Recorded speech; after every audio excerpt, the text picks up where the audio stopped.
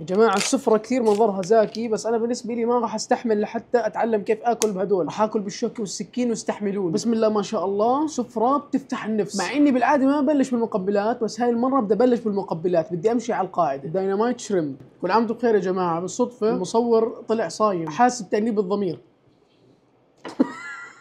هاي فيجيتابلز سبرينج رول، إن شاء الله أحكيها صح. هاي تشيكن توندك.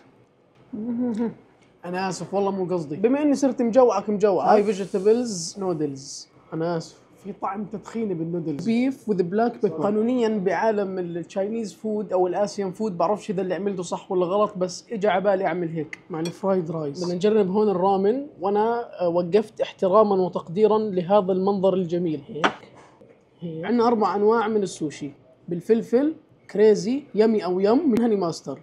شوف الكريزي شكلها حلو، هسه بعالم السوشي اللي عملته غلط، بس انا مش اكل سوشي يا اخوان سامحوني. هاي بالفلفل. الحمد لله رب العالمين، بسم الله ما شاء الله، الاكل كثير زاكي ومرتب. وبصراحه يا جماعه من المقبلات اكثر شيء عجبني الديناميت شريمب، ومن السوشي يا جماعه اكثر نكهه عجبتني اليمي. ومطعم تشوب موجود على تطبيق المحلي اشيائي، لازم تجربوها.